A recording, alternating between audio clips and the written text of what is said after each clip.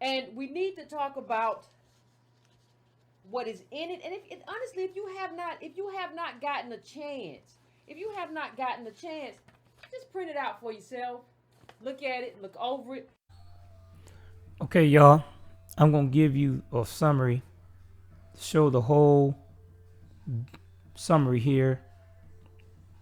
Since Ms. Carnel just told you to get it, I'm not sure if she exactly told you where to go, but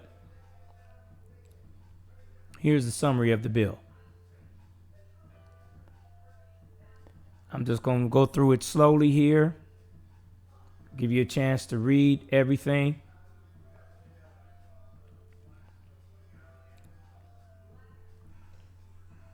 Someone should have done this a long time ago so you can see the whole thing and not have it be taken out of context like it has been.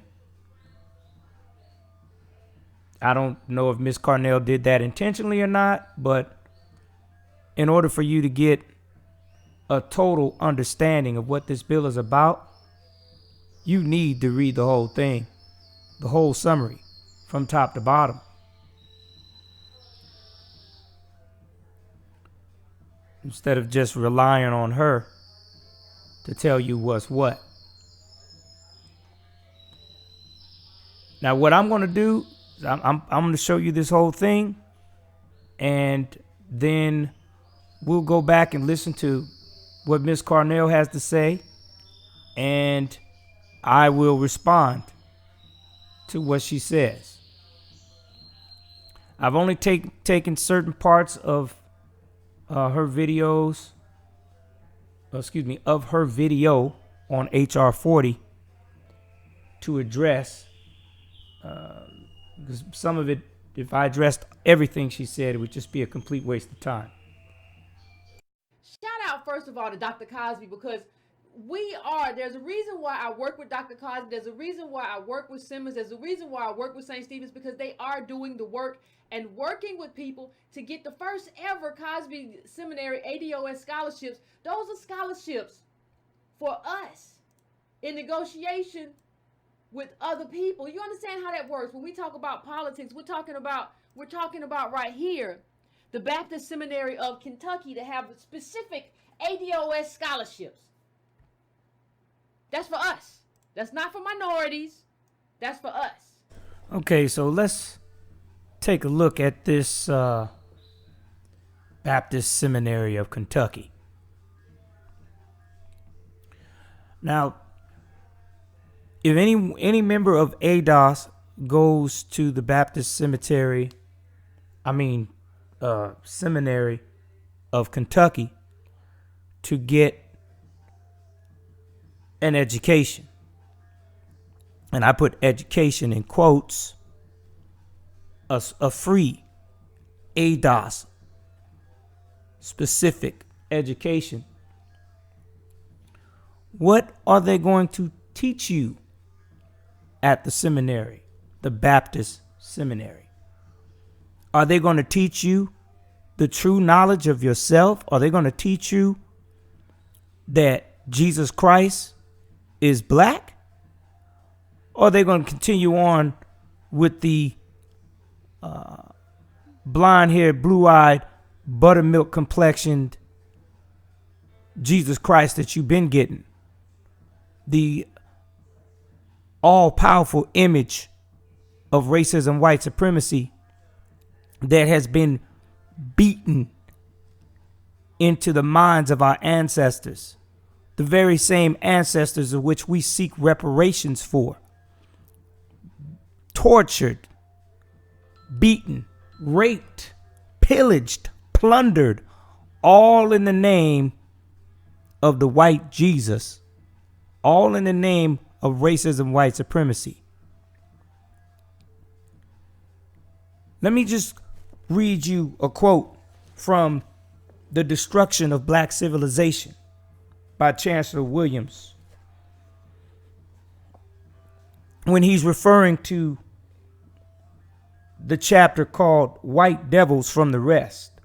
He says, "The Kingdom of Congo is a case study of the processes of westernizing the very first group of blacks on the African continent. This, however, was only one of the means to a much greater end. Nothing could have been farther from Portugal's real objective than bringing Christianity and a higher civilization to Africa. Christian civilization, in quotes, served as the charm words in the white man's magic, with the incantations which hypnotized both his victims and himself.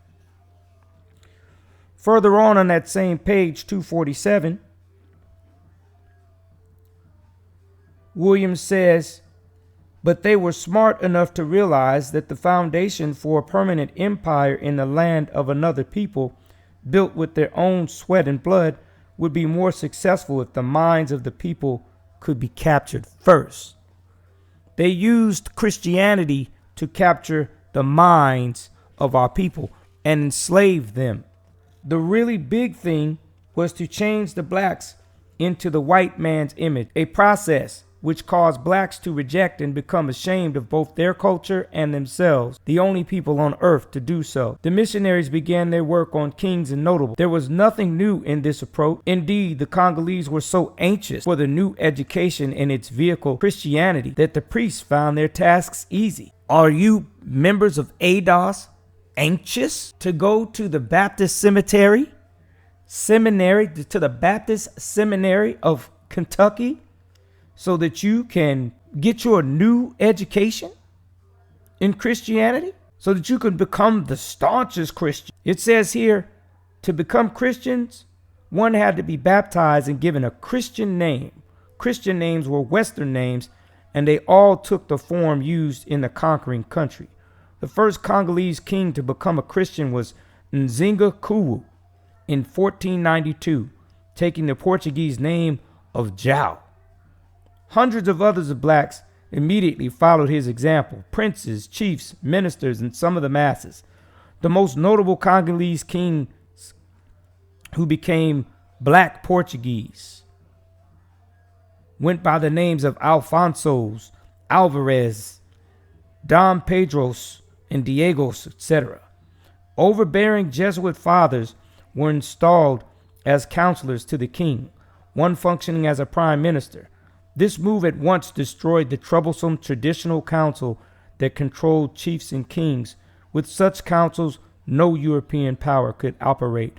The new masters of the continent were in the position of all power and could therefore make their viewpoints the viewpoints of the world.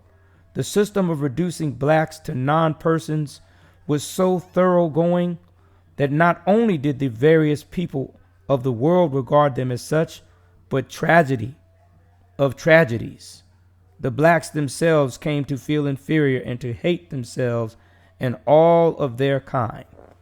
Is this what we're seeking to do by sending you to the black cemetery? The Baptist Seminary of Kentucky?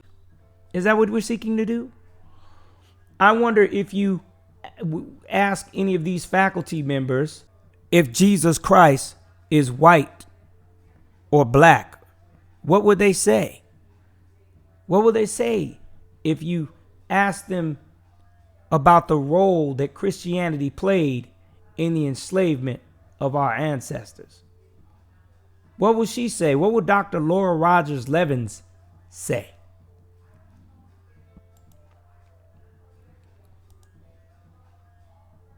What would Dr. Mark Medley say? Professor of theology. What would he say to the ADOS students who go to the seminary asking for the truth?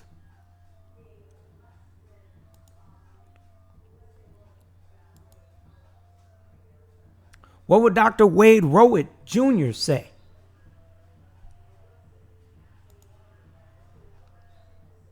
How about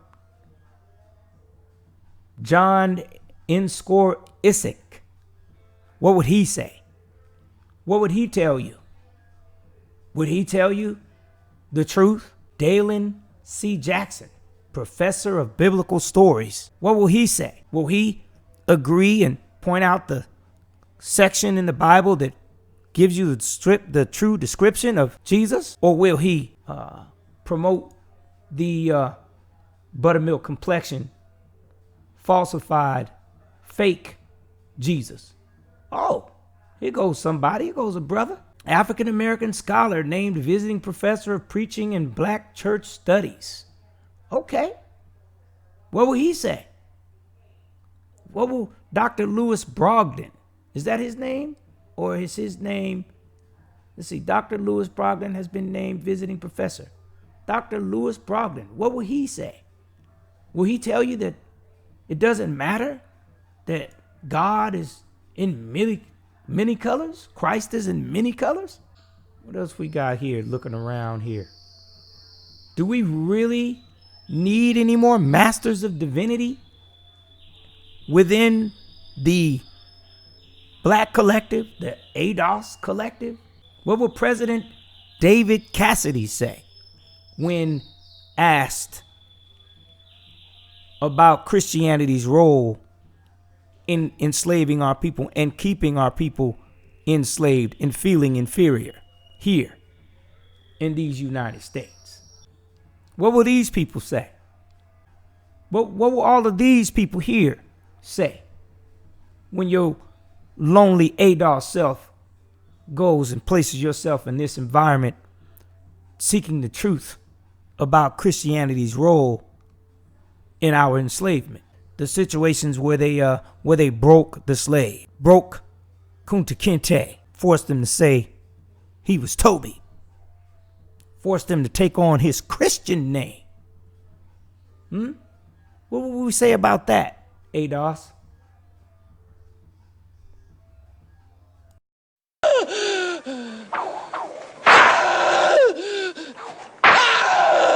James, your name is Toby.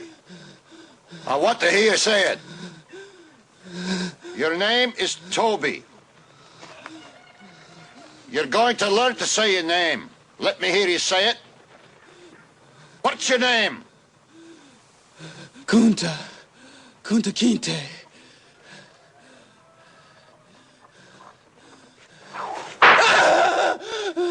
When the master gives you something, you take it. He gave you a name. It's a nice name. It's Toby. And it's going to be yours till the day you die. Now, I know you understand me, and I want to hear it. Again!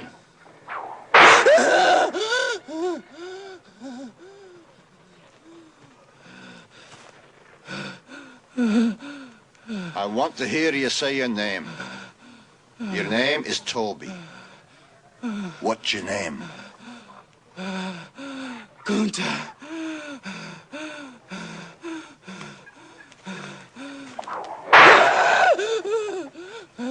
Lord God, help that boy. They're gonna whip him dead. What's your name? Say it. Toby. Who are you? Say your name.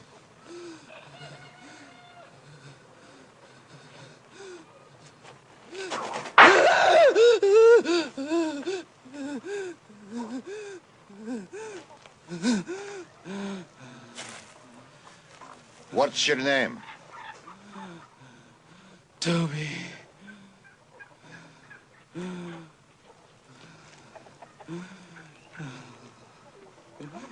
Hi. Say it again.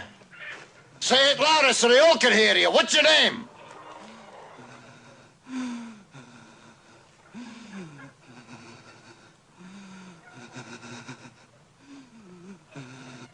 Toby.